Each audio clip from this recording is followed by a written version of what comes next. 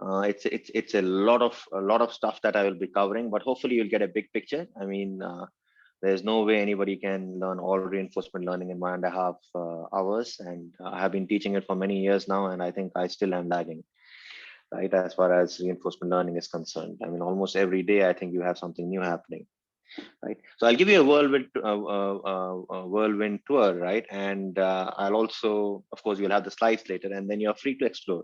The book that I would recommend, I'm not too sure it's on the slides, but there is this great book by Sutton, Sutton, and it's available online. The legal copies are available for free. I would certainly urge each one of you, if you're interested in this topic, to read the book. And in fact, I would urge you read the book before you read more theoretical treatments, like say maybe by Bertsakas of MIT and so on, now Arizona State. Right. So anyway, so that's with that, let's start. So let's start with the basic idea, right? Which was, and this was shown long back, right? And okay, by the way, in case you have any questions, feel free to send me a message over chat. You can also unmute yourself and ask a question. But if it's not very urgent, just wait for me to give you the chance to ask a question. That is if you want to unmute. If you want to send a chat message and a question, that's fine. Do it whenever you want to. Yeah. So the book name is Reinforcement Learning. The author's name is Sutton, Sutton. I can put it down. It's a very famous book. There's no way you won't find it. Okay. All right, folks. So here's the deal. This is the basic idea. There's this long back. This was done. It's called Menace, right? And the idea is, can you make a machine learn how to play tic-tac-toe? You people must have, as children or maybe as adults, you like to do this. You have this game wherein you have two players, and let's say that there are these crosses and there are these knots, right? That the two players, right? And you take turns, you fill up this thing, and then somebody wins, or there's a draw, or maybe yeah, it's a win or a draw, and of course you could be the loser or the winner, right? And the goal is, can this machine learn how to, can this machine, which is essentially dumb, learn how to play this game, and hopefully over time learn how to win more, right? Okay, right. So this is how it was done. For every state of the game, for example, this is a state of the game. Similarly, another example of a state could be, okay, this is another state of the game, and so on, right? And the machine is either the cross or it's the circle, okay, one of the two, right? And there's the other player too, of course. For every such state of the game, you have a matchbox. Okay, I've shown you a snippet of these matchboxes arranged, right? And what does each matchbox contain? Each matchbox consists of beads of different colors. Okay, right? So you have beads of different colors, and you have multiple beads of different colors. So for example, let's say you have red and green beads. So you'll have multiple red beads and multiple green beads. Okay. And what's the idea behind these beads? Each bead corresponds to, or each color corresponds to an action, right? So the action could, for example, in a given state, let's say in this state, and suppose you are cross in this state, it could be that, put a cross here. Maybe that's the action. So there's a bead corresponding to it, right? A color corresponding to it, right? So in every state, you have a matchbox corresponding to every state. And in every matchbox, you have these multicolored beads. Now, how does this machine learn? Okay. And the mechanism is very, very simple. Every time the machine starts playing this game, during its turn, the game is in a certain matchbox, or it corresponds to a certain matchbox, a certain state. The machine randomly draws a bead, okay, from this matchbox. Okay, and it keeps doing this for this game, okay, till the game ends. Once the game ends, the machine either wins the game, okay, or loses the game, or the game is a draw. Okay. Now, if it loses the game, right, the machine doesn't want to lose the game. The machine goes back and checks all the actions it took in the various states it saw during this particular game, and it reduces by one, okay, the color of the bead, okay, that it had chosen. Right. The idea is the machine wants to make with a smaller probability the choice of bead, or the choices of beads it made that led it to losing the game. Okay, given all the states it went through during this particular game. Similarly, if the machine wins, or maybe if you're okay with a draw, if the machine draws the game, you in fact go and add one more of that particular color. The point is, the next time you play the game, you want to pick that colored bead in that state with higher probability. And the amazing thing is that if you keep doing this game after game, game after game, game after game, it turns out that the machine gets really good. And the machine gets even better if you make the machine play against better players, right? So the basic idea is very simple. You are in a state, you randomly pick an action, okay? And you keep doing this. At the end of whatever you are doing, it could be driving an autonomous car, it could be playing tic-tac-toe, doesn't matter. You decide on which actions are the good actions and you emphasize them or reinforce them. You pick them with greater probability, and you decide on which actions are the not so good actions and you pick them with lower probability. That's essentially your learning mechanism. That's essentially exactly what we will keep doing via all the various algorithms that we will look at in the next 90 minutes or so. Okay, right. You can go to these links, and I'll be sharing this anyway, right? And you can. In fact, there's a nice Python script that can help you, play this game. Okay, right. So what's the optimization problem, right? I mean, one big difference between the typical optimization problem, which is, say, the typical optimization problem is maximize f of x over small x, or over a vector of x, or whatever, or the space of x. And of course, you could have a constrained optimization problem, so you'll have constraints, right? Right. The difference here is that it is also multi-stage. So you are not solving this problem one shot, okay, in one shot, okay. You are solving this problem with the goal of optimizing a certain utility function.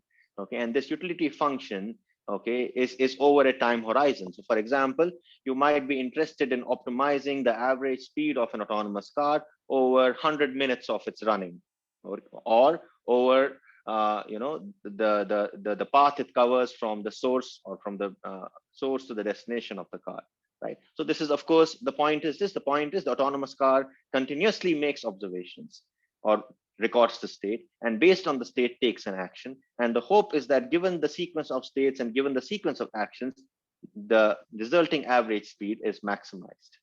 Okay, that's the goal. So in that sense, it is multi-stage. It's not one shot. Okay.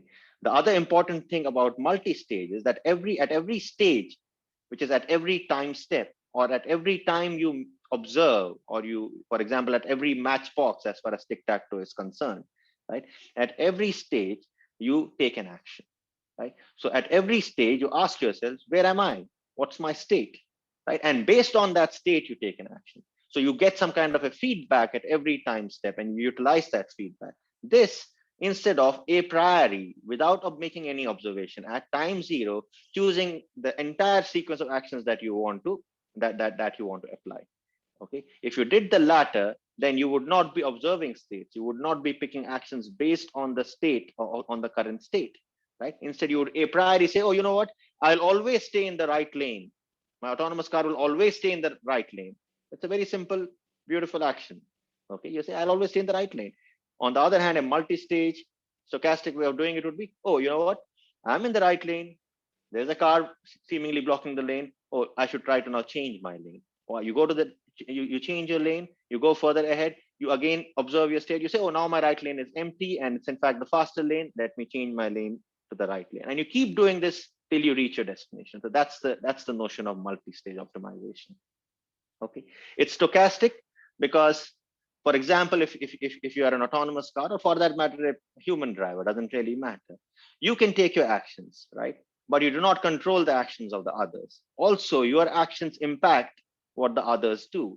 Okay, and the impact is not necessarily deterministic. It's not that whenever I change my lanes, people around me or the traffic around me does exactly the same thing every time, right? So there is a stochastic nature to this whole environment that say the autonomous car is working in, or a human driver is working in, or for that matter, the machine trying to play tic-tac-toe is working in, because the machine doesn't really know what the other player will do, right? Even given a state, I mean, it's unclear what the other player will do. Different players will play it, may play different moves in a particular state, right? So there is that stochastic nature.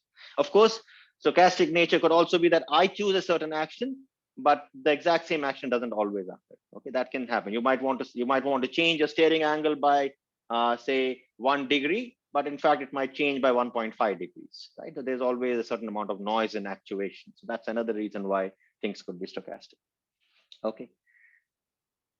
Okay, there are many areas, folks. I mean, it doesn't really matter. You care for AI, AI is full of it. Okay, reinforcement learning. Nowadays, the big in thing is deep reinforcement learning. You probably already went through something on deep learning. Deep reinforcement learning has its own has its own can of worms, okay, and it's a very, very hot active topic of research. It's very difficult to keep up with, right? And of course, there's operations research, inventory control. Okay, it's a reinforcement learning problem. What's stochastic? Okay, what's the job? I mean, if I'm running a grocery store, every day I have to decide what extra stuff should I buy for the next day. Now, what's stochastic? I really do not know how many people will come in and buy that stuff the next day. So the consumer or the arrival of customers is stochastic. Okay, right. And the question is, on an average, what do I want to do? On an average, over say a week of time, 7 days, let's say, I want to maximize customer satisfaction.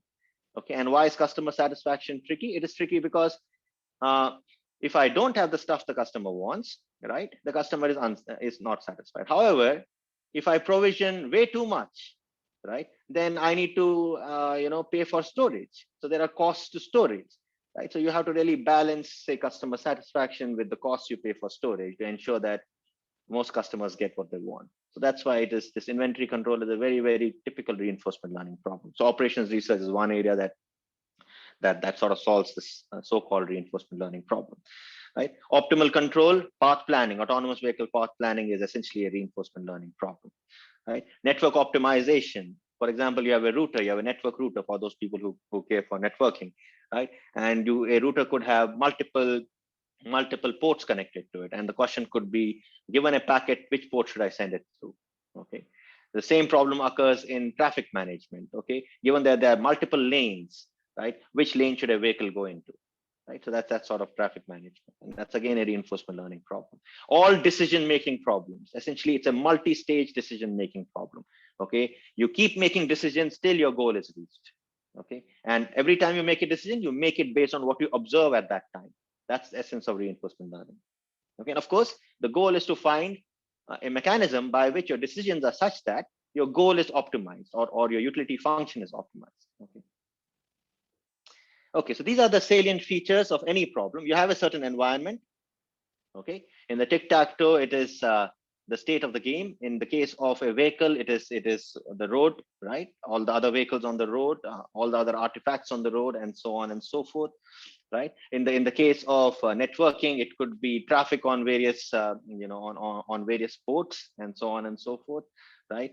And for our purposes, we will assume that your decision making happens in discrete time. So it is slotted. So let's say, for example, an autonomous car may make decisions at 100 times a second. So every 10 milliseconds, it measures the environment, say using a LiDAR. So it gets a LiDAR scan every 10 milliseconds. Okay, that's 100 hertz, right? And then it uses this LiDAR scan to finally come up with the control actions of the vehicle. This is every 10 milliseconds. What are the control actions? For example, for a car, it could be choice of steering, it could be choice of throttle, and so on and so forth. Okay, and you keep doing this. You keep doing this. I mean, if the car is on the road for an hour, it will keep doing this 100 times a second, right? Right. Okay. What's the agent? The agent is the car, or it's that machine, that dumb machine that was trying to learn tic-tac-toe. That's the agent. It's your robot. Okay. Right. Okay. State and observation. I've already exemplified this. I mean, the grid world is a very standard abstraction. So in case you have this kind of a grid world, this is the goal I want to reach. These brown ones are my obstacles. Right. This is my agent. Okay. And the agent wants to learn a path. Okay.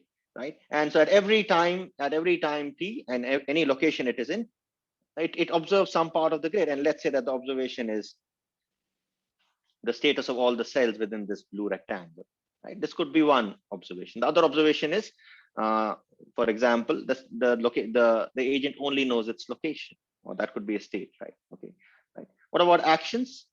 I've already given you an example of the autonomous car. In this case, in the case of this example, the grid world, the agent can go up, down, left, right. So there could be 4 actions. Okay. Of course, you could say that my agent also goes diagonally. So in that case, you have many more actions.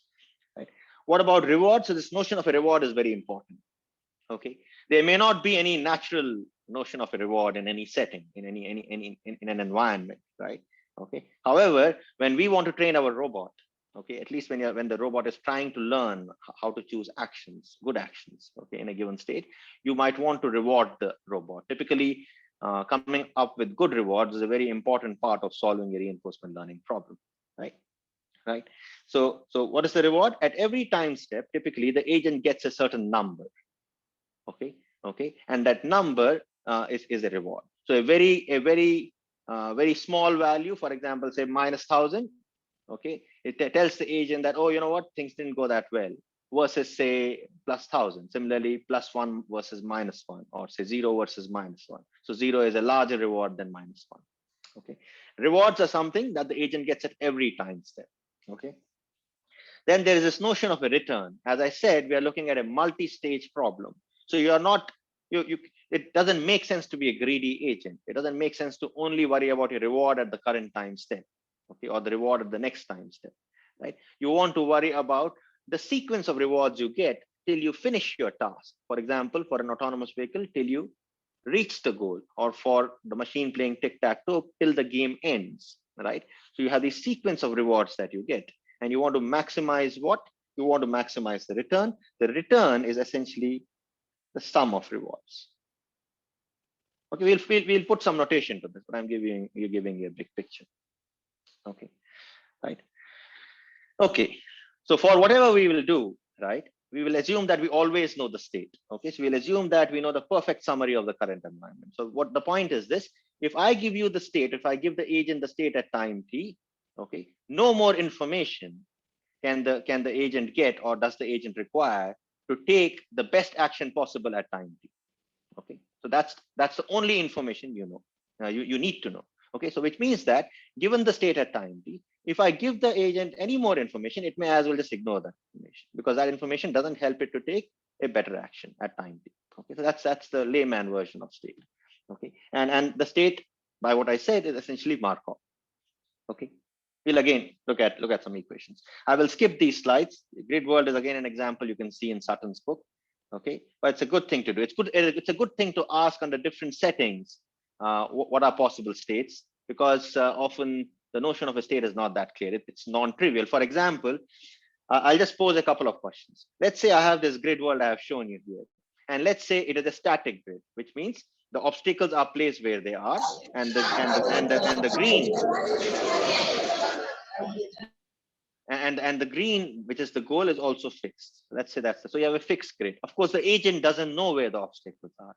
Okay, the agent doesn't really know where the goal is. It doesn't know all that, right? But you have a fixed grid, which is to say that every time the agent plays the grid world game, it's exactly the same grid, right? So it turns out that in this kind of a setting, the fixed grid setting, a good enough state is simply the location of the agent in the grid. The agent doesn't need to know anything more. Now, on the other hand, if my grid is not a fixed grid, which is to say that every time the agent plays the grid world, suppose the grid is drawn independently and randomly, okay, right? Which is to say that every cell of the grid is populated with an obstacle independently and randomly, okay, using a certain Bernoulli random variable, right? In that case, just knowing the location is insufficient. That's not state. Okay, and I think a good question to ask is, what is the state in that situation? So the point I'm trying to make is that the choice of state is usually non-trivial. Okay, you got to be careful. Okay. Okay. Now the agent observes the state. Let's say you have the state now. Okay, and the agent observes the state, and it must choose an action. This it is doing at every time t, at every discrete time t. Okay. Right. Now, at every time t, once I have observed the state, I mean, people who have done control systems, who have some idea of feedback control, right? You will see some correspondence, right? So at every time t, I observe the state, and then there is this function that I have, that the agent has, okay, which we'll call the policy function. Okay, what this is important. The policy is a function. That's very important. What does this function do? The agent says, hey, you know what? I'm in this state. Tell me what I should do. The policy function takes the state as an input and spits out an action. That's the job of the policy function. Okay. More generally, a policy function can take the state as an input and spit out a probability mass function, a PMF, over actions. Okay, and then the agent could use this PMF to draw an action based on the PMF. Okay, so you could have a deterministic policy, or you could have a stochastic policy. What's the goal of reinforcement learning? Okay, the agent essentially wants to learn the optimal policy function. Okay, what's an optimal policy function? The optimal policy function is a function that gives you the best action, okay, in any given state. Okay, it's the best action. Now, what is the notion of best? We will formalize this. But if you remember, I mentioned the return, which is essentially sum of rewards. Okay, your goal is to maximize the expected sum of rewards. But expect, when I say expected, it's the expectation operator. Okay, but we'll look at that. Okay. Okay. As I already said, agent receives a reward after every action. What have you observe a state at time t, you take an action, then you get a reward, and you are put in another state. You observe that next state, you take another action, you get another reward, and so on and so forth. And you keep doing this till your task terminates. Okay, till whatever you're doing terminates. In the case of a grid world, it's a task that is guaranteed to terminate, because eventually, however terrible your policy is, you'll end up reaching the green. Okay, which is where the game ends. Okay. Now these rewards are nudges, as I said, right? It helps the agent to improve the policy. You can very easily train an autonomous car that loves to collide. Okay. That actually seeks to collide, basically chooses policies that ensures collision sooner than later by simply giving it a very high reward whenever it collides. It'll learn the wrong stuff. Okay. Right. Of course, you don't want to do that.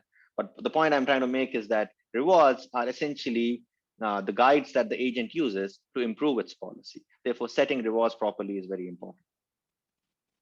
Okay, and that's where human creativity still comes into the picture. The human may need to design the rewards for the robot. Okay, right. Okay, right. I already mentioned things about uncertainty and randomness. I'll just quickly skip it. Right. Okay, I'm assuming you people have some notion of these things. Probability mass function (PMF), E of x as the expected value of the random variable x. Conditional PMF. So, Sanjit, I have one question. I just please. Yeah, sure. You just said that it is very easy to design a policy so that the so that the car can collide.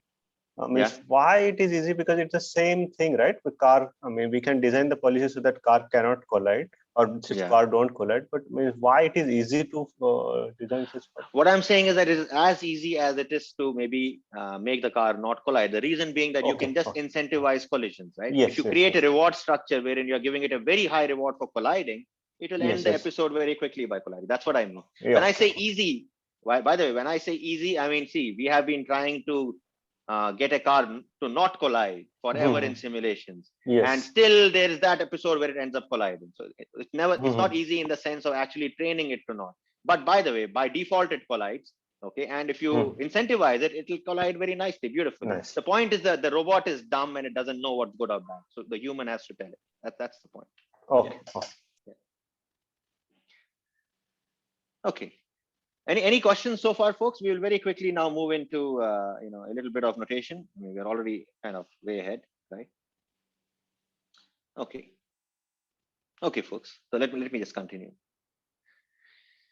Okay, so in general, your tasks may be finite steps long, episodic, or infinite. A finite steps long, by that I mean it's a deterministic number of steps. For example, we'll get to Markov state very soon. We'll do it formally now. Okay.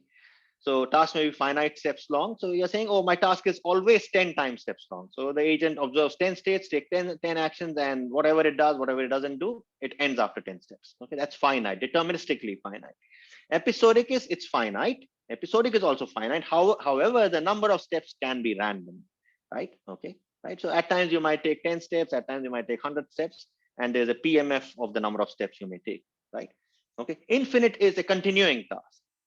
For example, a router in the internet, the task is infinite. The horizon is infinite. It keeps routing packets. It never really ends. Right? Okay, of course, you can say, oh, what if the router dies and all, but that's a different matter. But essentially, the task never really ends, right? So that's an infinite kind of task. A lot of controls community looks at tasks that are infinite. Okay, that the so-called infinite task, infinite horizon task. So the word here is infinite horizon, really. Okay, it's the time horizon. Okay, so you keep doing it forever. Okay, now for an episodic task or for a deterministic task, the return formulation can be very simple. As I've already said, it's a simple sum of rewards. Please remember that the return in general at any time t is a random variable. That's why the capital R. Sorry, the reward is a random variable. Therefore, the sum of random variables, the return, is also a random variable. Also see the notation. This is important. Your return starting at time t. It is the return starting at time t. It is something you get beyond time t. That's very important. So G0 is the return you get after you finish, okay, an episode of a task.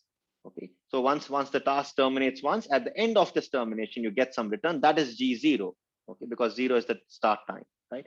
In general, GT is the sum of rewards RT plus 1 plus RT plus 2 plus RT.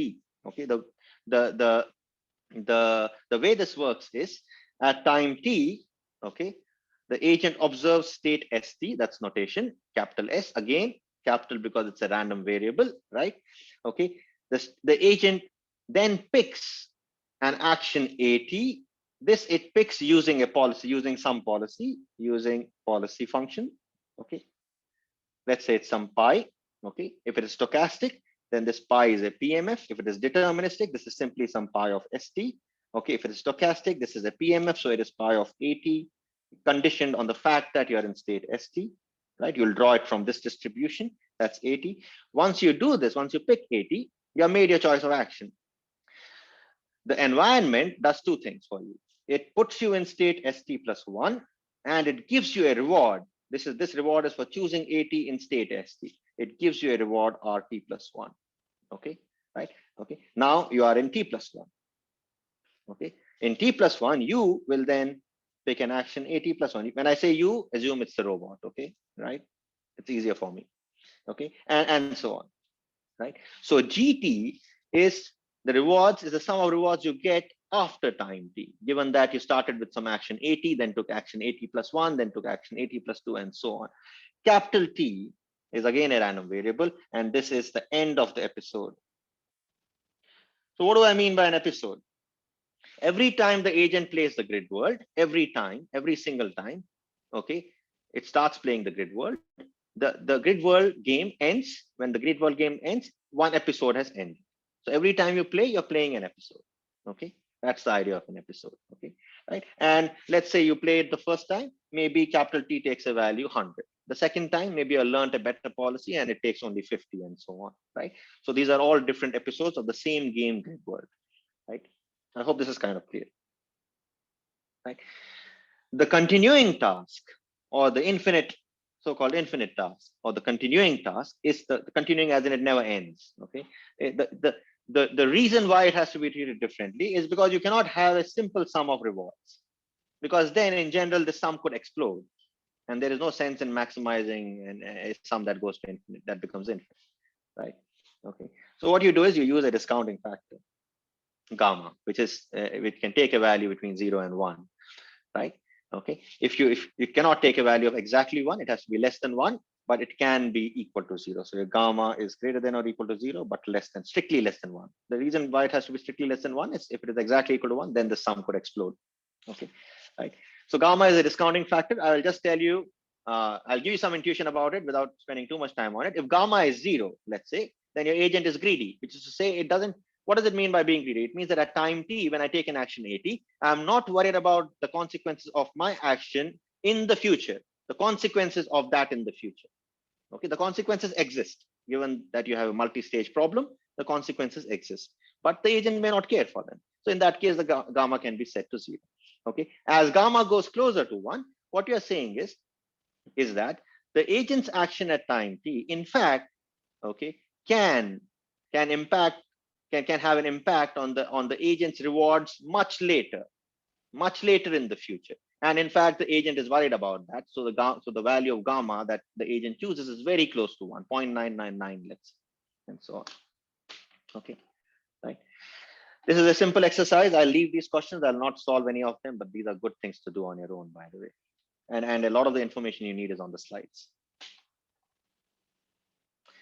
Okay, what kind of task is the grid world? It's an episodic task. Okay, it ends, every episode ends in a finite number of steps. The number of steps can be stochastic. Okay, folks, I think I'm going to skip this.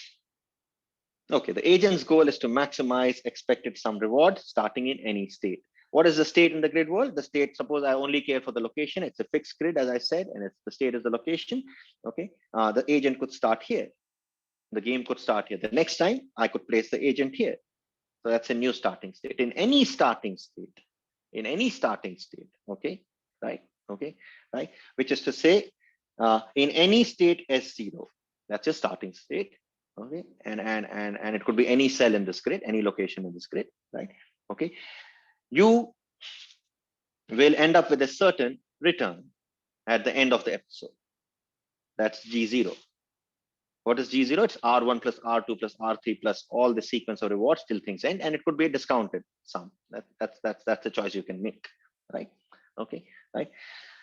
In any such issue, you'll get a G0. Of course, you're using a certain policy pi, okay, and you care for expectations. Remember that G0 is a random variable. There's no sense in maximizing random variables. Okay, so what you do is you maximize the expectation of a random variable. So you say, oh, I care for the expectation of G0, given that I started in some state S0. Okay, and now I want to pick a policy pi. I want to find a policy pi that maximizes this. So my choice of pi. So what's my optimization problem? It is maximize over all feasible policies pi, over the space of policies pi, the expected return, okay, condition on my starting state. And I want to do this for all states S0. Okay, so irrespective of my starting state, my policy should maximize my return. Okay, and I want to find such a policy. That is essentially the goal of reinforcement learning. Okay. Okay, so RL algorithms help you to do this. Okay, and I mean, see, by corollary, the optimal policy, okay, the optimal policy is essentially the policy that, how do you find the optimal policy? You do, instead of maximize, you have argmax. Okay, argmax over pi, E pi, G0 given S0. Okay, I want to find the policy pi, or the policy pi that maximizes this is the optimal policy. We'll call it pi star. Okay, I hope this is kind of clear. Okay, folks. So let me now quickly get to the next stage. Okay, I'll skip all this. I already told you this. Okay. By the way, in a one-shot optimization problem, how would it work? This is a good exercise to do, right? So let's think about this. So here's the deal. In one-shot optimization problem, what you do is you solve the problem so that a priori at time zero, okay, I want to find, what do I want to find? I want to find the sequence of actions. What are the sequence of actions? A0, A1, A2, so on. That's A, capital T minus 1. I mean, at the terminal state, you don't take any action. It ends at capital T. Okay. I want to find this sequence of actions a priori. I'm not making any observations at all. I want to find this sequence of actions a priori. Of course, I want to find such a sequence that a priori leads to maximization of G0 given S0. Okay. So my goal is still the same. Okay. It's just that I'll a priori pick the best sequence of actions. Now, what's the difference? The difference is here, if you remember, if at all I can go back, in this case, at every time t, I was observing st, then picking an at based on my policy. So I was not a priori picking a0, a1, a2, a3, not at all. I was benefiting from the fact that at every time t, I in fact can observe the state, and therefore I can adapt my action to what I'm seeing. Okay, so that's the big difference between multi-stage and one shot. So you could still do one shot and come up with a sequence of actions, but you would lose out from the benefits of being able to observe the state at every time. Okay, I hope I have motivated fairly well why it makes sense to solve a multi-stage optimization problem, right? And why it makes sense to observe the state and take an action based on that. Okay. Okay, we'll start with Markov decision processes. This is essentially the theoretical framework, and maybe this is something that also got, I mean, a certain diluted version of this models the bandit problem. The great thing about the bandit problem, I am no expert, is that there are some very nice results that come with the various algorithms you have learned, which you do not really find in the general reinforcement learning problem, right? Okay. So here's the deal. So my environment, we'll assume is Markov. It's stochastic. It's a stochastic environment, and we'll say that it is modeled by a Markov decision process. So one of the properties that my environment therefore has is that my state is Markov. Okay. So my future is entirely determined by the current state and your action. So all I care for is the knowledge of ST. Okay. Capital S subscript T is the only thing I care for. Okay. Right. And in that state ST, I pick an action AT, and once I have picked an action AT, only ST and AT determine the entire future. What ST minus 1 doesn't matter anymore. Once I know ST and AT, ST minus 1 doesn't matter, AT minus 1 doesn't matter, RT doesn't matter, and so on and so forth. Okay. You may know all of that, but it doesn't matter. You cannot use it to do any better, to pick a better action. Okay, so here's the deal. So what is a Markov decision process? The idea is very simple. It is essentially a bunch of probability mass functions. Okay, and what are these probability mass functions? You have conditional PMFs. You have conditional PMFs. Your conditioning is on a state action pair. Okay, your conditioning is on a state action pair, and the probability of interest is that given that I am in some state small s and I'm taking an action small a, what is the probability that I will end up in state s dash and will get a reward r? Okay, right. So that's my PM. Okay, so formally, probability that my state st plus 1 is equal to s dash and my reward rt plus 1 is equal to some small r, conditioned on the fact that I am in state s dash at time t, and at time t I took an action small a, which is to say at is equal to a. Now, as you can see, I need this probability.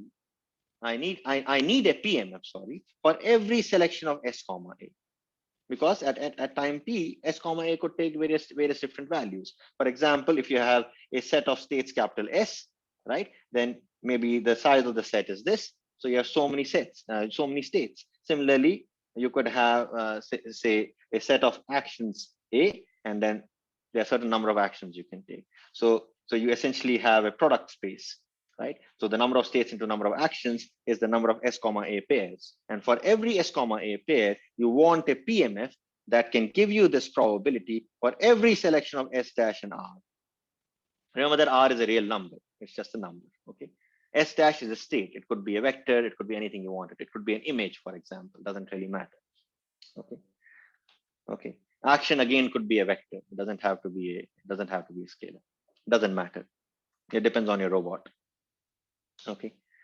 Right. So that's it. I have a bunch of PMFs. Okay. If I have the bunch of PMFs, okay, given my Markov environment, okay, I know everything I can know about the environment. So this is perfect knowledge. Nobody can give me any more information. This is all I know. This is all I need to know to come up with the optimal policy. Okay. And then the next question is, how do you come up with an optimal policy, given that you know the Markov decision process? Reinforcement learning, as we will see very quickly, doesn't really assume knowledge of the MDP. Okay. Okay. At least the more practical versions of it. But we'll start with this. So this is a graphical representation. It's not very important. State S1, state S2. In state S1, you take an action A1, okay, with probability 0.3, you get a reward R1 and you come back to state S1, which is to say that ST is equal to S1, AT is equal to A1 with probability 0.3, S dash is again S1, okay, and with probability 0.3, you get reward small r1, okay. However, with probability 0.7, you get a reward r1 dash and your next state is S2. So if I just write down these probabilities, what am I saying? I'm saying probability conditioned on S1, comma A1, okay, and then I have my next state is S1, R1, this is 0.3. Of course, this is just one probability in the PMF that's conditioned on S1, A1. The other probability that you have is this 0.7. Then there is another one that is here, and so on. Okay. Oh, that's S1. That's S1, comma A1 dash. That's a separate PMF because the action is changing. Okay. Now, for making our life simple, we'll assume that these conditional probabilities or these conditional PMFs for every S comma A, you have a different PMF, are independent of time and only depend on the S comma A.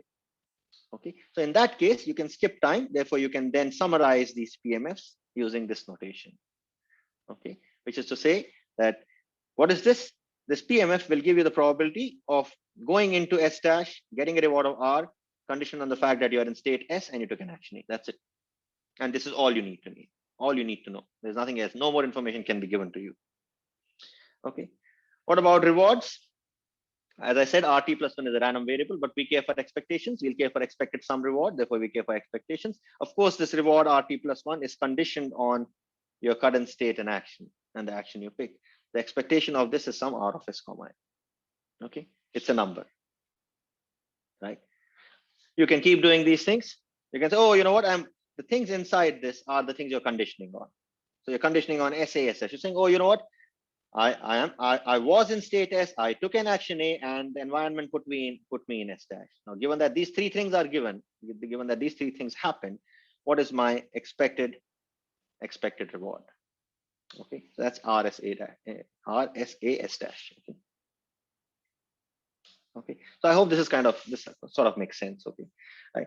So now here's the deal, right? We talked about expected returns. Okay, we talked about conditional expected return. I mean, very briefly, we said, oh, expectation of G0 given S0, right? Okay. Now we will sort of formalize this notion. Okay, and and the notion is this so-called state value function. Okay, it's a function that maps states to their values. Okay, now the value of a state is simply the expected return obtained starting in the state. Okay, so for example, if at time t my state is st, what's my value? It's the value of the return starting in state st. So it is gt. Remember that the return is about rewards that happen later, beyond. So expected value of gt, but conditioned on st. Okay, and expectation. Of course, I need to worry about the policy I'm using. It depends on the policy I'm using, because the policy decides on the actions I take at time t plus 1 and so on, right? Okay, and this thing is my value of state st. So what is it? It is v pi of pi is again to emphasize the policy of st. Okay, if you wish, if you want to think of it as a function, remember that your value function is a deterministic function. Okay, so given a value, given a certain state, the value doesn't change. Okay, by the way, that's explained by the fact that there's an expectation. So you can also, if you wish, more specifically, you can write v pi of small s equal to e pi of gt given st equal to small s. So you're just emphasizing that the state took a particular value small s. And of course, this value function has to be defined for all states small s that are in the set of states, capital S. Okay.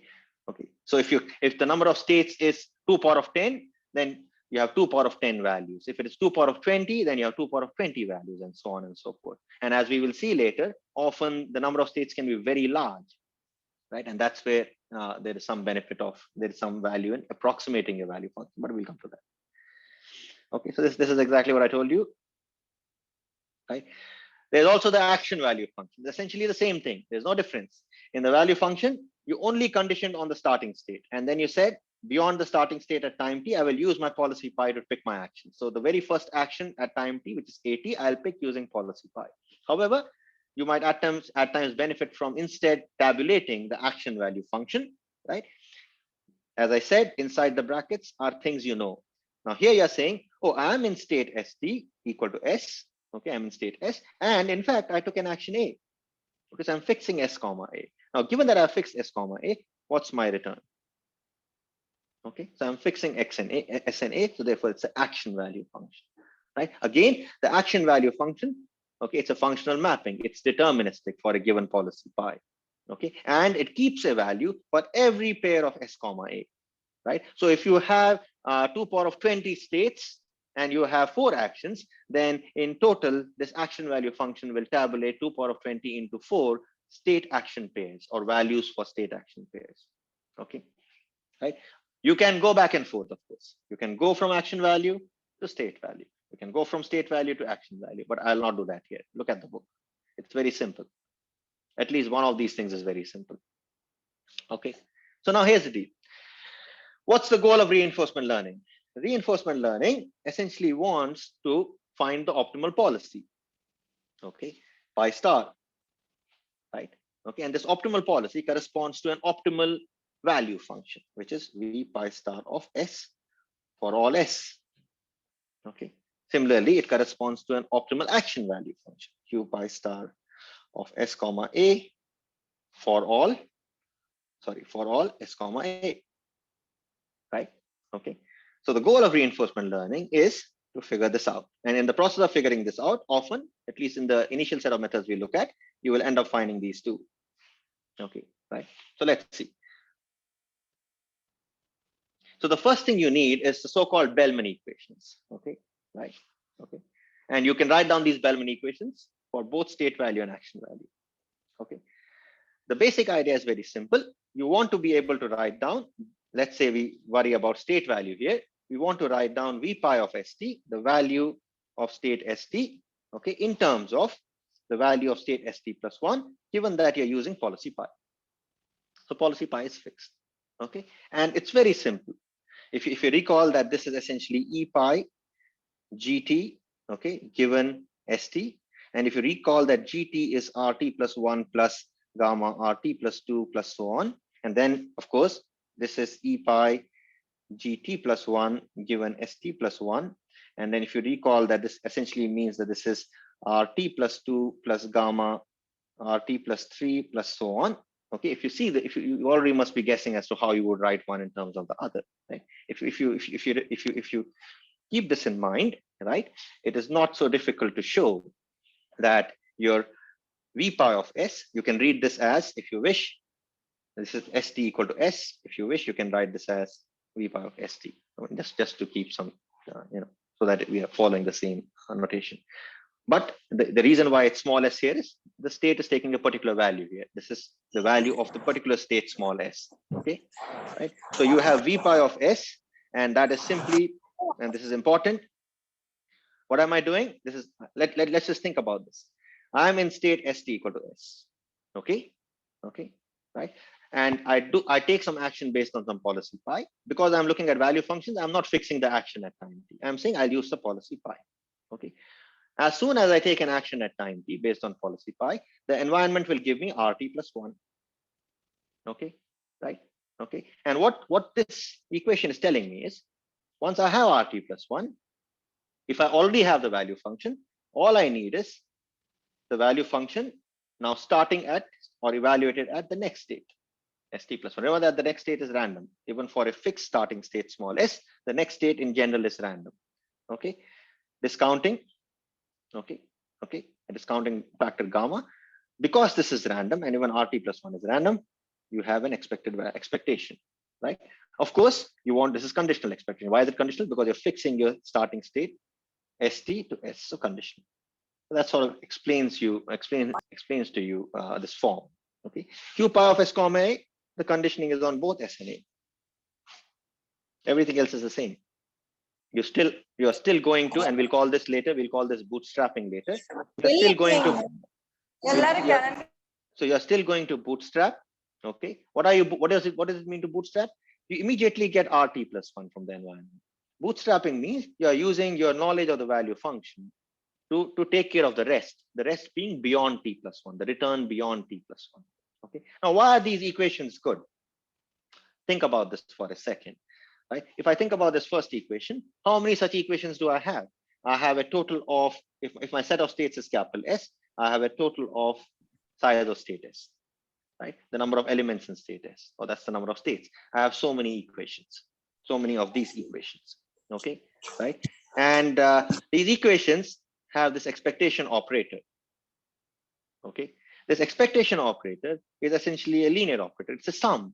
If you expand this, you have a sum essentially. So now I have so many equations, okay, and they're all linear. They are linear in the value function. They're linear in V pi of S. Okay, so I have a system of linear equations, okay, and my variable is V pi of S. Okay, which means that I could use the system of linear equations to calculate the value function given a policy pi. Okay, right. Or similarly, I could use this system of linear equations to calculate Q pi of S comma A. So I could evaluate the value function or I could evaluate the state value function, okay, given the system of linear equations. Of course, remember, I want to evaluate the optimal value function so that I can find the optimal policy. Right. I've already said this, right? And this is just an expansion. Your policy is pi. It's a stochastic policy, therefore the PMF, right?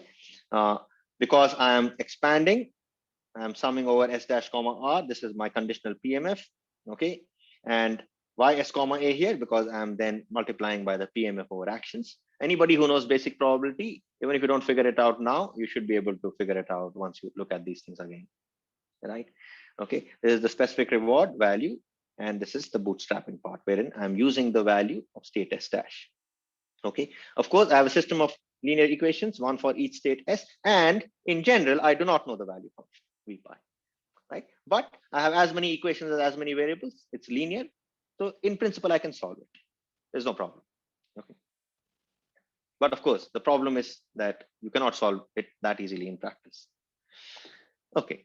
Similarly, it's very easy to show this. This is my optimal state value functions. Okay. I mean, this is just definition, right? What's my optimal state value function?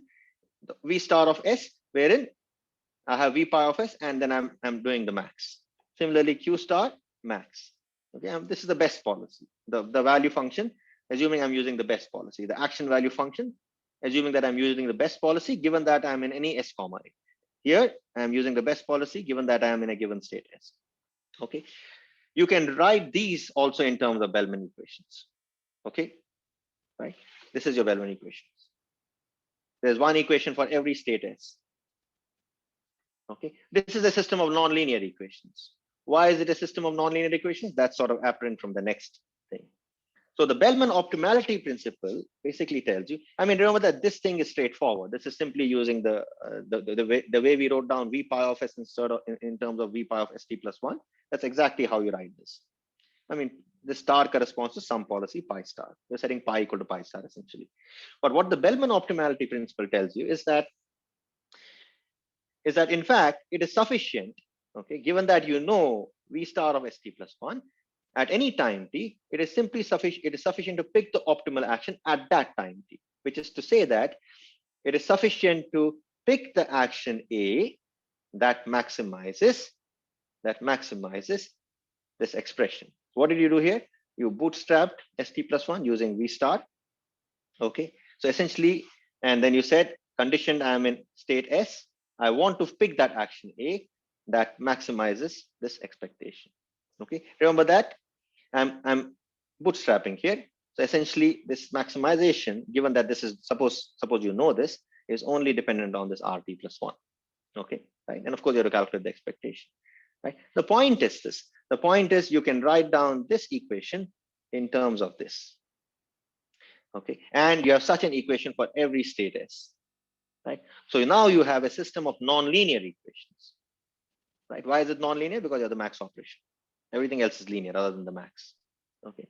So if you could solve the system of nonlinear equations, and you can, in fact, these equations have a unique solution, and I mean, it's easy to show. It's not easy, but there are books there are textbooks that will tell you that under certain conditions, the solution, a unique solution exists, right? And so you could solve this nonlinear equation, and you can find that unique solution, and that unique solution will be V star of S for all S. Okay, okay, okay. I'll just skip this one now. Okay, I already told you this is nonlinear system of equations. If you expand it, this is how it looks. So max is this, the rest is just the expectation, really. Okay. I mean, if you are comfortable with PMFs, conditional PMFs, and so on, I mean, reinforcement learning, a lot of it is quite the basic analysis, at least the kind you'll see in Sutton, is very easy to handle. I mean, it's not easy. It's still non-trivial, but you will understand what's going on.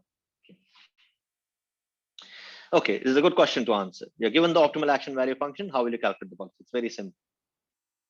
What about the other way around? The point I'm trying to make is that you can go either ways, okay, right? But there are some benefits of, and if you solve the questions, you'll see there are some benefits of having the action value function over, say, the state value function, the optimal state value function. Of course, we need to find these optimal functions and policies, okay, right? This is the general picture, okay? It's called, the algorithm is called policy iteration. The algorithm, this version assumes perfect knowledge of the MDP, which is to say that you can solve the expectations that I just showed you. You can write down those equations, the system of equations, right? But this solves those equations in an iterative manner. It has two basic parts to it. One is policy evaluation, the other is policy improvement. Okay, in evaluation, the goal of evaluation is to evaluate a given policy. So given pi k, you want to find V pi k of S. The goal of policy improvement is given V pi k of S, I want to find a policy pi k plus 1 that is better than pi k. Okay, which is to say that if the value of any state in pi k plus 1 using pi k plus 1 is at least as large as the value of any state in V pi k, meaning for any given state, V pi k of S has to be less than or equal to V pi k plus 1 of S. That's the notion of improvement. So you do these two steps. You'll start with some pi 0, You'll evaluate it, you'll get V pi 0. You'll improve it, you'll get pi 1. You'll evaluate pi 1, you will get V pi 1. Then you'll improve it, you'll get pi 2. You'll keep doing this till there is no improvement, which is to say that V pi k of S for all S is exactly equal to V pi k plus 1 of S, right? That's when you decide that there is no improvement and it is easy. Okay, I keep saying it's easy. It's not easy, even I won't be able to show it right away. It is possible to show, right, that if you do not see any improvement, okay, then in fact pi k is your optimal policy and V pi k is your optimal value function. Okay, so the beauty of policy iteration is it's an iterative method, that's one, and then it tells you exactly when to stop. Okay, it tells you when you have found the optimum. Okay, right. Okay, the policy evaluation block is also solved iteratively. Okay, we'll not worry about it. Okay, but if you look up the book, you'll find it. Okay. Okay, so there's an iteration within the policy evaluation block too. Of course, there's an outer iteration that I mentioned. The improvement part is very simple. Okay, the claim is this, and can be proved, is that in fact, given V pi k of S, using V pi k of S, okay, if you do a greedy action selection, what does that mean? You're saying, hey, you know what? I'm in state S, and I want to do a greedy action selection in state S using V pi k. So what will I do? Okay, I'll bootstrap from state S dash, that's the next state. I will sum over rewards I get, rewards R I get. Okay, this is given state S, and then I'm conditioning on the given status and also for different choices of actions. Okay, so you have S comma A, and then I'm picking that action that maximizes this. Okay, and I'm saying that that action is in fact the action that my policy pi k plus 1 must pick in state S. Okay, we are using V pi k, that's your older evaluation, to bootstrap. Okay, so V pi k is sort of what you are saying are the returns you will get. It's the expected return you will get starting at time t plus 1. Okay, that's something you are using. Okay, and then at time t, given that you are in state S, okay, you are asking, oh, you know what? In state S, if I pick action A1, what do I get? I get some reward. Okay, I calculate the average reward I get. Then I'm like, oh, but I can also pick action A2 in state S, right? So then what's my expected reward? So I have looked at S comma A1, S comma A2, and maybe you have A3 and A4 also that you can pick in state S. So you'll do S comma A3, S comma A4. You'll get these 4 values, and then you'll pick the largest value, and you'll pick the action that corresponds to the largest value, and that action you will set here, right? And if you do this, that is guaranteed to lead to a better policy, which is to say that is guaranteed, meaning pi k plus 1 of S is better, is improved. Okay, what does that imply? It implies that V pi k plus 1 of S is greater than or equal to V pi k of S for all S. Okay, right? Okay, that's improvement. And if this does not happen, meaning you have exact equality for all states, then you have found the optimal policy. Okay. All right, and the theorem of interest is the so-called policy improvement theorem. It's proved in the proof is in Sutton, so you can look at it. It's a very nice proof. Okay. For everything we do next, and we have half an hour, right? We will follow the same structure, and I'm going to go really quickly over the next half an hour, right? Okay, we'll follow the same structure, but we'll not do anything exactly. Okay, so we'll do policy evaluation, but we'll not do it exactly. We'll find an approximate V pi. Okay, and then we will use whatever approximation we have to do policy improvement. The policy improvement will again be greedy. Okay, and we might improve the policy for some states. We might not improve it for certain other states. We might evaluate the policy for some states and improve it, but not improve it for certain other states, which is to say that things can happen asynchronously. And the beauty of it is that while these algorithms do all this, right, the so-called generalized policy iteration, for some reason, they seem to work. Okay, and I'll give you a sampling of those algorithms. Okay, right, the algorithms that follow don't assume or don't require knowledge of the MDP. Remember that what we did till now required the knowledge of the MDP. The MDP is this. This is the MDP. You can't calculate these sums unless you know the MDP. Okay, the algorithms that follow do not really require the MDP. They of course You're evaluating a policy, so you need to know the policy. That's that much you know. So you know pi, but you do not know the MDP, and you're improving pi. Okay. Okay. The reason why, the other reason, even if you know the MDP, okay, right? Okay, you may not have a nice analytical form to it. Okay, it might be a simulation, for example. In that case, again, the methods that follow are useful. Okay, right. Okay, and even if you have an analytical form for the MDP, the number of states and number of actions may be so huge, which is to say that the sums that you're calculating, the sums we had over S dash comma R or over the action A, they become such large sums that calculating them exactly is impossible in practice.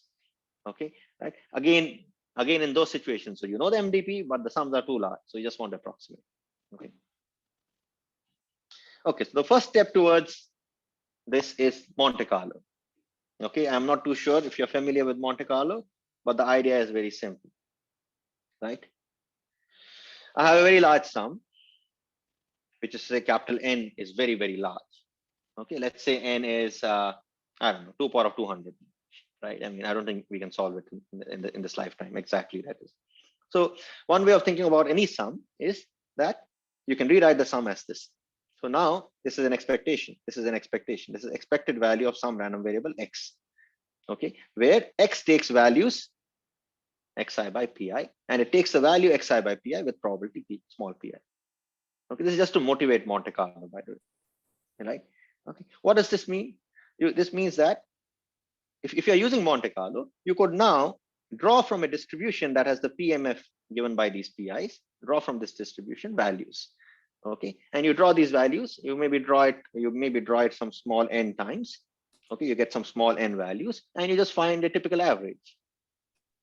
Right? And if you ever come across say the Chebyshev's inequality, or if you come across the law of large numbers, right, you will see why for a small enough n, okay, or for n that is much smaller than capital N, you might come up with a very good estimate of the sum. Okay, yeah, please go ahead and ask the question. Yeah. Okay, thank you, sir. Yeah, sure. As we are discussing that we should choose a policy which gives better value for all the states, isn't it? Yeah. Yes. So in that case, who else is there? Yeah, please repeat your question. Don't worry. Yeah. So my point was that the decision what we are making for the better next policy is if it gives better value for all the states, isn't That's it? correct. Yes, that's correct. Right. It should be at least that equal or better. Fine. That's for every state. That's for correct. every state, for all the states. Absolutely. My point of submission is if there are a large number of states and if some new policy is giving better results for maximum states, and for one state it is not giving result better than the earlier policy. Yeah. So we will not choose that one? No, you will not choose. That's not an improvement. That's not an improvement. Right? By definition, improvement means improvement occurs if and only if for every state S, the resulting value function for the improved policy is at least as large as the resulting value for every state S is at least as large as the previous policy. Okay, that's the definition of improvement. And the greedy improvement procedure, okay, guarantees this. It guarantees this assuming you have an exact evaluation of V pi k. Remember V pi k, the kth iteration, we had policy pi k, we came up with the value function V pi k, assuming you have an exact evaluation of V pi k. Then the greedy action selection guarantees improvement. And and this result is essentially your policy improvement theorem. It's a very elegant proof. It's a very I mean it's not a difficult to understand proof. And you will see why this works. Yeah. Okay. Okay. Yeah. Thank you very much. Yeah. That's by the way good. I mean it's a good question. As in, it's important to think about. See, I keep saying for every state S. Yeah. Right. And I think if you people spend a little bit more of time on basic dynamic programming, you will see why that's possible. Okay. I mean, forget the improvement part, but the whole optimization problem where I said I want to maximize over policies pi expected value of GT given ST is equal to S for all S. Right. So I'm treating every single S as every single start state S, and I'm saying for every single start state S, this policy pi will maximize my return. Okay. And it makes a little bit more of sense when you remember that the policy pi is a function. So it's a mapping between every state S and an action. Yes. And an optimal policy is one that picks the best action. Okay. Okay. Yes. All right. Okay. Yeah, thank you. Thank you very much. Yeah. Okay, folks. So this is exactly, if I'm looking at the prediction problem, which is just policy evaluation. So I'm not finding the optimal anymore. Somebody has given me a policy pi. I want to calculate these. And for whatever goddamn reason, I can't do an exact evaluation. Too many states, too many actions, don't know the MDP. There can be zillions of reasons. Okay. I mean, let's not worry about that. Right. So what do I do? Okay. If you are doing Monte Carlo, okay, it is data driven. Everything we do from now is data driven. It's data driven as in what you're doing is the following. I'll try to summarize this for you given the lack of time. So let's see. Okay. The first thing is the first episode. You start in the first episode. Okay. The environment puts you in some state. Let's say you don't have much control over that. Okay. So your state capital S0, that's the random variable. Okay. It took some S0. Okay. Right. You have the policy pi. Okay. So you will say, okay, I'm in S0, policy pi, tell me what action I must take. So you will set A0. A0 is pi of, for simplicity, let's assume it's deterministic. It's a deterministic policy. Okay, things don't really change much even if it's stochastic. It's pretty much the same. So I have pi of small S0. Why? Because S0 is not fixed. I'm in state S0. Right? Okay. I pick action A0. That's fine. Good. So what do I have? I have S0. I have A0. At the end of this, I will get R1. Reward R1 will take some small value R1. It'll take a value once that, I mean, it's random variable a priori, but once a value has been drawn, it's a value, right? If you follow the sequence for a given episode, at the end of the episode, what do I have? I have S0, okay, A0, okay, and R1, okay. Then I have S1, A1, R2. Then I have S2, A2, R3, and so on. This is the sequence I get. And maybe I have some ST. I won't have an AT, right? This is the terminal state. I have some RT. You could get a reward in the terminal state. Or this is usually 0, by the way. So you'll just keep it 0. Okay, so the end reward by convention is 0. It could be anything you want to pick it. It doesn't really matter, right? Okay, so I have the sequence. Now this is data. This is one episode, right? How do I calculate? Suppose I have only this one episode, right? How do I calculate the value of, suppose I want to calculate the value of all states. Okay. Now, of course, in this one episode, I may not visit all states, right? Maybe I only, suppose all of my states, my set of states is, let's say it is, let's just say it's 1, 2, so on, 100. These are my set of states. Okay. And let's say just for the, just to make my life easy, let's say S0 is 1, S1 is 2, and so on. Just to make my life easy. It doesn't have to be in that sequence, of course, right? So that means, and suppose capital T is 10.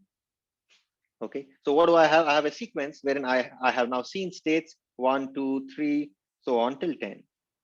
Okay, so naturally, if I have to calculate the value function, I'm restricted to these 10 states. But now, suppose I have these 10 states. How do I come up with an estimate of the value function? Remember that the value function, V pi of S, okay, is the expected, in general, it's an expectation of the reward. It's essentially this. That's what I've written here. E of GT given S equal to S. Expectation of the return, sorry. And the return is the sum of rewards. So here's one thing you could do. You'll say, oh, I have S0. Okay. Beyond S0, I got these rewards. What are the rewards I got? Given that I use policy pi, okay, I got these rewards. What are the rewards? I got R1, R2, R3. Okay. So what is my return? My return for S0 is G0, and that is simply R1 plus R2 plus so on R3. Now, what is my return for R1? Sorry, for S1, state S1, okay, that I observed, which is S1 is 2 here, right? That is R2 plus R3. The point is this: for every state that you visited in this episode, you can come up with a return value, right? It's an example return value that is drawn from the distribution of the underlying random variable, right? But it is a certain value that you got, right? Okay. If you get 10 such return values, say you run multiple episodes, you get 10 such return values for state 1, let's say. Okay. Then you could average those 10 values, and that average would be your estimate of V pi of S, or in this case, V pi of 1. Okay. If you get 20 such return values based on the many episodes you ran. Suppose you can find 20 return values or calculate 20 return values for state 2, right? Okay, then your V pi of 2 is approximated by the average of the 20 return values. That's important. Return, not rewards, return values. And so on. That's essentially what Monte Carlo does. It basically calculates sample returns and then calculates the sample mean using those returns. That's it. Okay. The more number of samples you have, the more number of sample returns you have, the better your mean. In the sense, the variance of the mean will be smaller. That takes you back to Chebyshev's inequality and central limit theorem, not central limit theorem, law of large numbers, weak law of large numbers, right? But the idea is simple, right? Now, what's the issue? I've already said this, right? Let me see if I can show you an algorithm. Okay.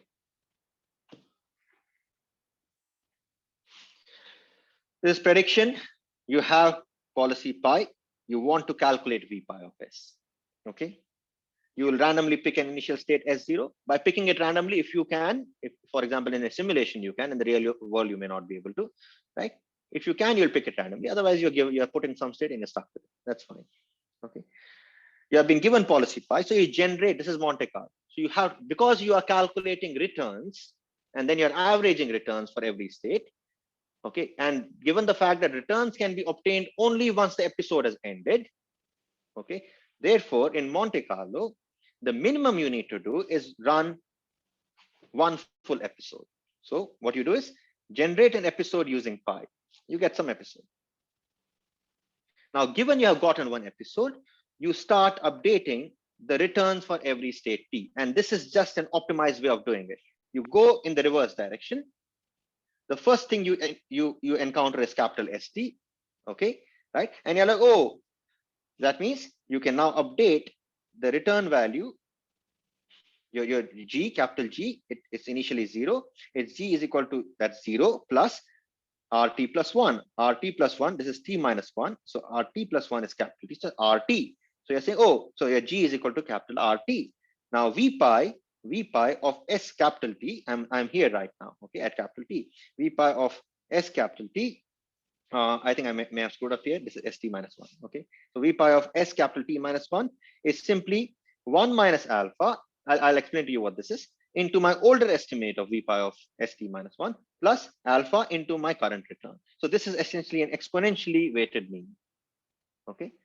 Okay, so this is a more generalized version of the sample mean, and you can pick alpha as per, you know, there are certain rules that you must follow, but in general, alpha is between 0 and 1.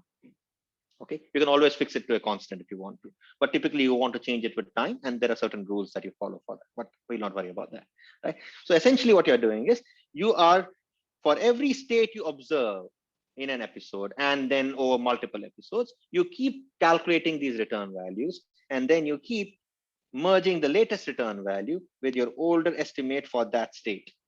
Okay, and that gives you a new value estimate. Okay, so two important things: you must run episodes, because only at the end of an episode you get a return. Once you get the return, of course, every return is associated with a starting state, is associated with a certain state, ST, GT. GT is associated with ST, right? So you have, for every state, you have the sequence of returns, and this algorithm that I'm showing you, the for loop, is essentially an optimized way of calculating average of returns. In this case, the average is the exponentially mean weighted average, okay, EWMA, okay, and that's why you have these alphas. That's it. That's the basic idea. So what are the cons? The cons are that you must run an entire episode. Okay, if you have a continuing task, the episode never ends. So typically you'll end up choosing a very large episode, right? So it's not truly online.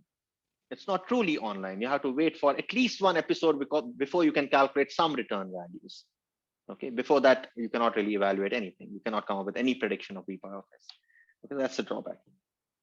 Okay, so now here's a very important, important thing, and I think you must have gotten introduced to this in the bandit problem too. See,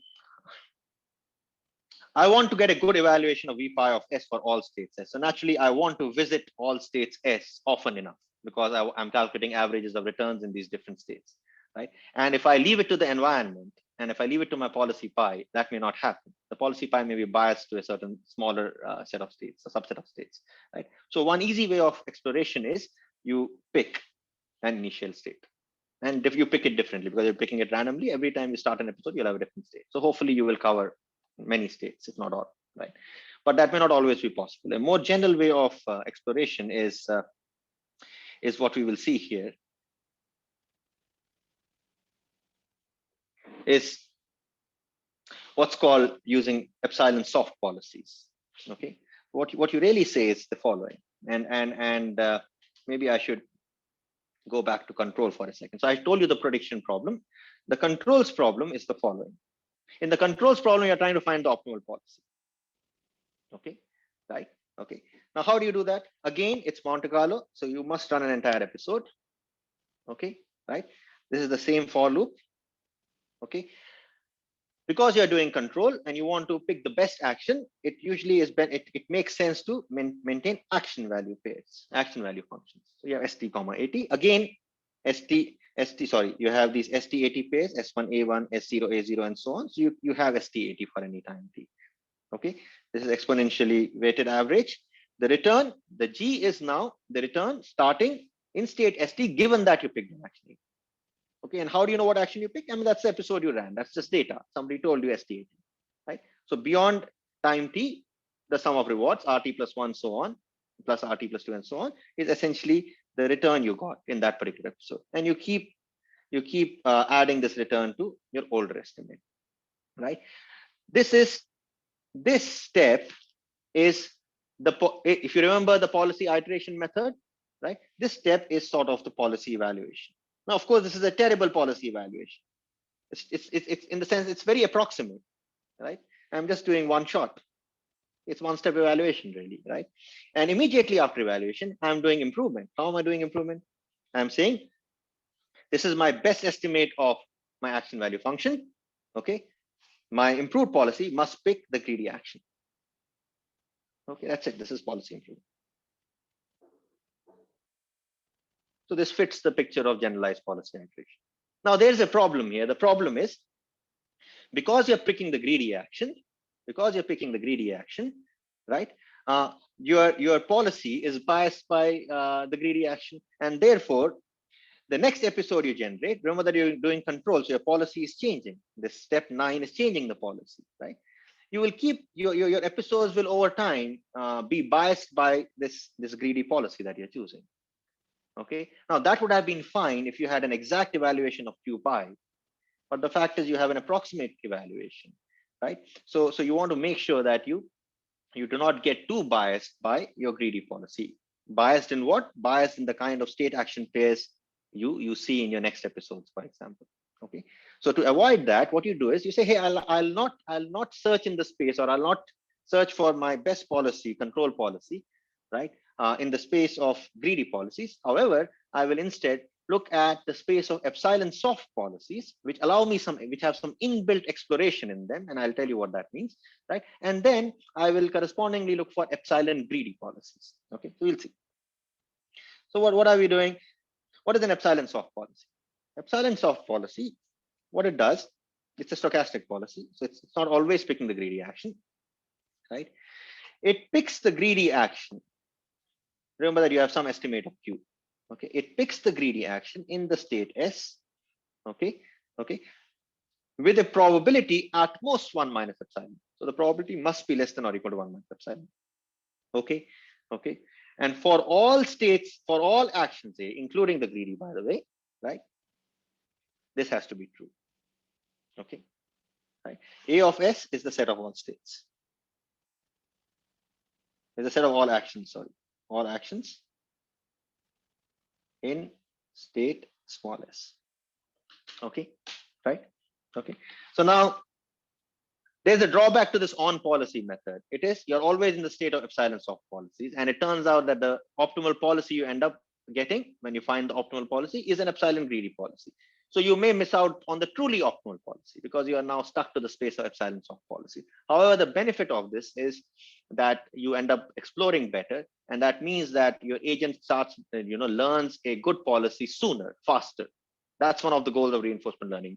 You're not only interested in this optimal policy. You in fact want to learn a good policy as soon as possible, because in the real world, as in the bandit problem, you do not have infinite time to figure out which is the best arm, right? You have only so many attempts, and you must learn. You must figure out, or you want to maximize your expected reward over those attempts, right? Similarly, in reinforcement learning, the goal, while we do want to find the optimal policy, we do not have infinite time.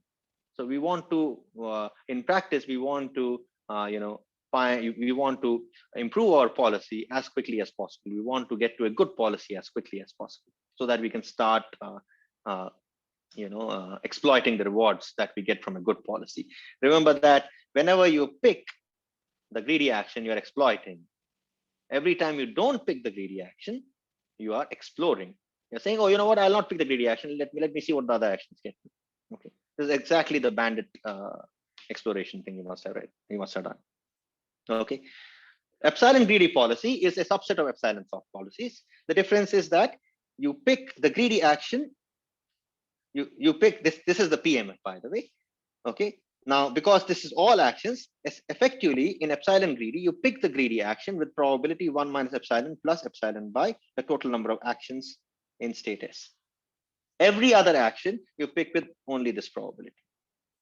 Okay, so that's epsilon greedy. Okay, so what it means is that you're given your current action value function, you are exploiting with probability this. Okay, and you're exploring with what? With probability number of states total minus 1, okay, into epsilon divided by,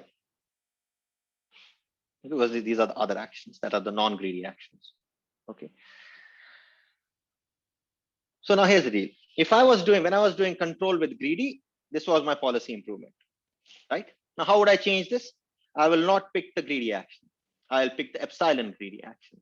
Okay, which means that I will, given this estimate of q pi, okay, I will calculate, you will basically do this, you will calculate the epsilon greedy policy using q pi of st comma at, okay, and assign, okay, that to pi of st.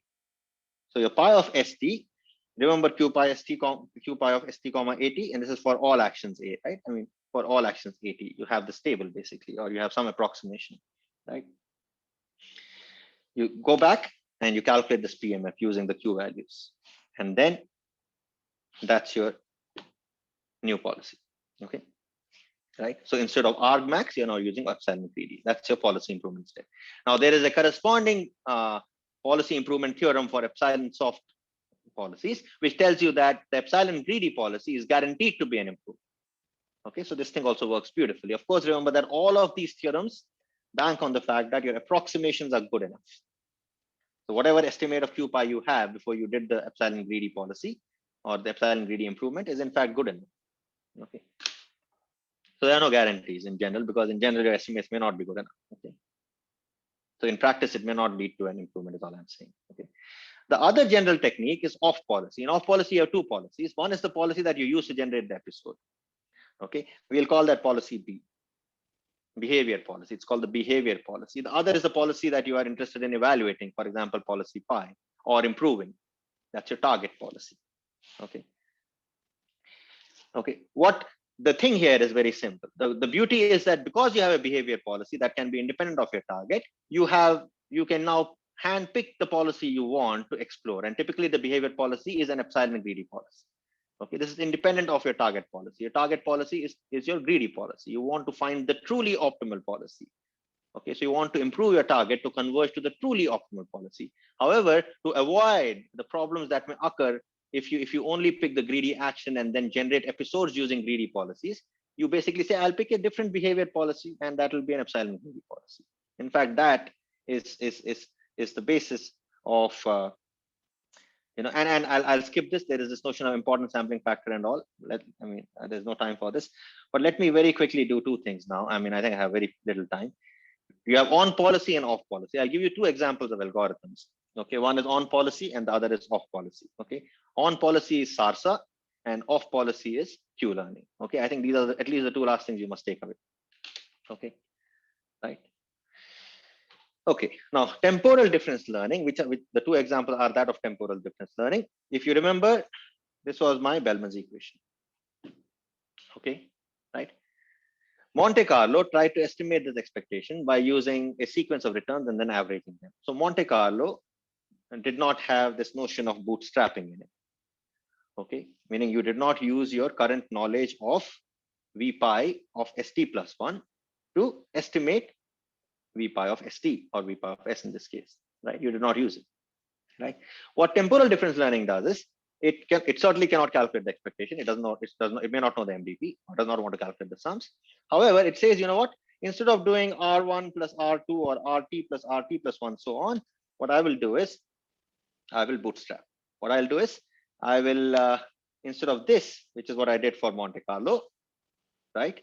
I will now pick my old value, that's 1 minus alpha into this. Now that I have gotten a new reward, I'll pick that reward, but I will not really wait for the entire episode to end. At that very time, at time t plus 1, when I've gotten RT plus 1, to update V pi of ST, I will simply bootstrap using my current estimate of V pi of ST plus 1. Okay, so instead of G, you have this expression now. The good thing about this is for G, you needed to wait till you finished an episode. Here, you can do it at every time. So it's truly online. Okay, so that's one good thing about temporal difference, right? So this is your update step. This is your policy update step, okay, or policy evaluation step. Okay, right. So let me quickly. This thing can be written in a different manner. I wrote this here as, if you look at this first thing here, this is written as an average. However, if you look at this next equation, you are writing this as the old value, old estimate plus alpha into what's called the TD error. The TD error is your estimate based on bootstrapping estimate. This is the old value, or the current estimate rather. So current. This is the temporal difference error, right? So you are basically trying to move your estimate, okay, your current estimate, okay, in such a manner such that you compensate for the error. So if your error is negative, you will reduce V pi of ST. If your error is positive, you will increase V pi of ST. You're moving in the direction of the error. Okay, so let me quickly give you these two. It'll be a pity if I don't tell you about SARSA and this. So I'm hoping I can take another 5 minutes, Sumit. So it'll be a good way to just end. Sure. So SARSA, this is on policy. So I'm now stuck to epsilons of policies, right? And remember, the way we did it in Monte Carlo was we had the evaluation used returns, and then after I had evaluated, improvement was picking the epsilon greedy policy based on my current estimate of action value, right? So here's what SARSA does. It's exactly the same thing. It's SARSA because when you do the approximate policy evaluation in SARSA, right? Okay, you need all these. Okay, you need all these. You need ST, AT. You're trying to evaluate ST, AT. You're trying to update your evaluation for ST, AT. And what you need is ST, AT, of course. You need RT plus 1. You need ST plus 1. Remember that once you have picked an action AT in ST, you will anyways get RT plus 1 and you will be in ST plus 1. But in addition, you need AT plus 1. Okay, right? That's the SARSA algorithm, right? And the way you calculate AT plus 1 is this AT plus 1 is calculated using the improved epsilon greedy policy. Okay, so you pick this AT plus 1 using the improved epsilon greedy policy. So that's how SARSA works. To summarize, this is the update or evaluation step. Okay, you have some old value, you have some plus alpha. I'm now writing it in terms of temporal difference errors. It's the same average that you're doing. It's still the EWMA, right? This is your bootstrapping. This is your estimate based on bootstrapping. In bootstrapping, you're using an older estimate for ST plus 1, AT plus 1, and you're using your reward that you just now got. Okay, and this, of course, is your older estimate of action value for ST, AT. Right. So this is your error. This whole thing is TD error. Right. This is your older value. You're moving your new estimate in the direction of, you're changing your old in the direction of the error, essentially. Right. That's your evaluation. What about epsilon greedy? Right now, given the action, you're given your current estimates of action value of the action value function for state st plus 1, right? You have this epsilon greedy policy, and you basically draw an action randomly using this policy, okay? And that action becomes your AT plus 1, okay? Right? So how does this work? Again, you don't have to wait for an entire episode. At every time step T, you can do this because you're bootstrapping. So you don't really have to wait for all the sequence of rewards before you can calculate returns, right? Instead, you start with some policy. You have some policy, epsilon greedy policy. You've calculated AT plus 1, right? And then you update this as I already showed. Once you've updated this, remember that you already have ST, AT, RT plus 1, ST plus 1, AT plus 1, right? Now, given ST plus 1 and AT plus 1 that you had picked here, now you execute AT plus 1. Okay, you actually execute it. You did not execute it here, right? You just picked it and then you updated this. Now you execute AT plus 1. Once you execute AT plus 1, you will get RT plus 2. You will put in ST plus 2, right? Okay, that's time to, now you have RT plus 2, you have ST plus 2. Once you have this, you can then calculate AT plus 2, right? And then your SARs are basically, you went from ST, AT, RT plus 1, ST plus 1, AT plus 1. That's what you did in the first loop, at the teeth loop, let's say. And then next you have ST plus 1, AT plus 1, RT plus 2, ST plus 2, AT plus 2, right? This is the thing you want to update, okay? This is the thing you use to bootstrap.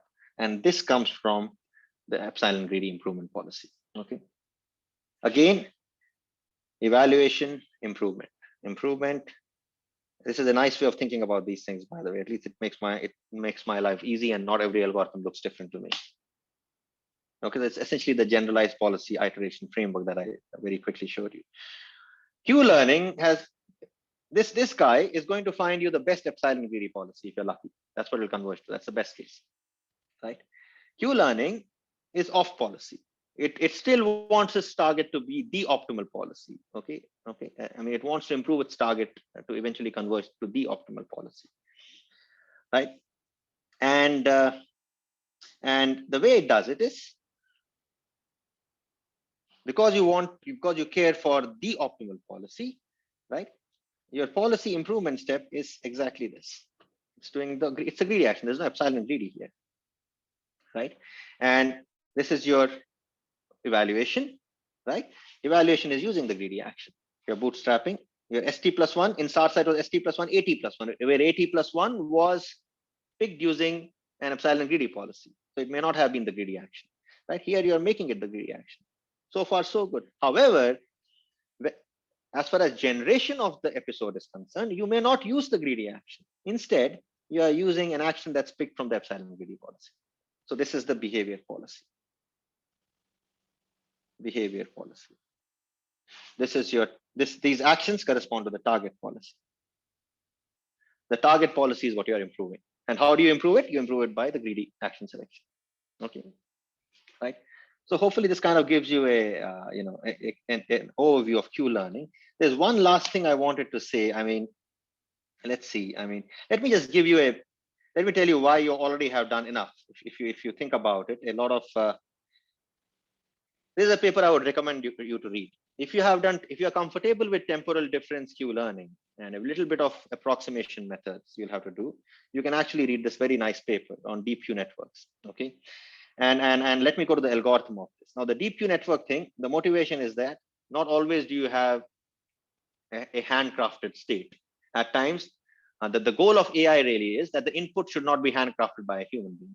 Okay, they should be as a robot would see them, or as a human being would see them. Like, for example, human being sees, we use our eyes, so a robot uses a camera, and the robot essentially sees raw images. And then the question is, given these raw image inputs, which are sort of your observations of state, how the hell does the robot decide on picking, finding the optimal policy? So that's the general motivation of this paper, right? And just to encourage you to read this paper, there are many things here, by the way, but there is this one thing here. If you look at this region, right? Okay, and then if you look at this part, right? These things are essentially your Q-learning steps. Okay, right? The point is that in many of the algorithms that are action value based, you have something to do with SARSA or you have something to do with Q-learning. Of course, things become a little more complicated. Something I couldn't touch at all is the so-called approximation architectures, wherein if you did deep learning, remember that you had a neural net, right? And you learned the weights of a neural net. Similarly, in deep reinforcement learning, and this is a paper on of the deep reinforcement learning kind, you can say that, hey, you know what? My value function approximation is a neural net, and I learn the weights of the neural net. So the goal of the approximation goal then is to find those weights or the optimal set of weights, okay, right? Such that the approximation, the neural net approximation, the mean square error between the neural net approximation and the true optimal value function is minimized. Okay, the typical squared error thing. Of course, you do not know the truth, and that's why deep RL becomes a little more tricky. You really do not know the truth, right? There is no ground truth. There is no training set as you may have in deep learning or say in machine learning, right? There's no such thing in reinforcement learning. So what do you do in approximation architectures? You say, I don't have the training set, but I have a noisy version of it. What's my noisy version of it? The noisy version of it is obtained using Monte Carlo or maybe using temporal difference methods. So you get the noisy training set and you keep improving the weights of your neural net to come up with a good approximation for your value function or action value function and so on. Okay, folks, I think, I think I'll end with that. I had an application thing, but I think I've already run out of time. I can share all the slides and you're more than happy to look at it. Okay, thanks, Sanjit. So there is, I think, a couple of questions. Abhishek, you have any question? Okay, so yeah, Srinivas, can you ask your question? I think he's asking about the book. Is that correct? Yeah. Yeah. So yes, sir. Yeah. Yes, sir. It's about the book because it dwells more into the probability details and also like. Yeah. So I'll in fact, it's a good thing. I can show you the book. Not a big deal. It's a very good book. I would suggest that you read it if you like this. And by the way, it also deals with approximation architecture. So basically, at the end of maybe the first 9 or 10 chapters of this book, there's also this other kind of methods that are called policy gradient that we didn't look at, but the book has it, right? So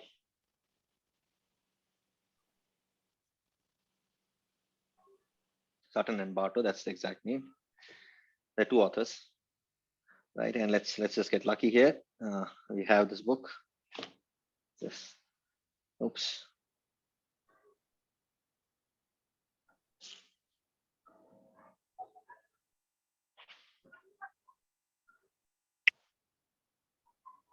It's kind of downloading, I think. Okay, open.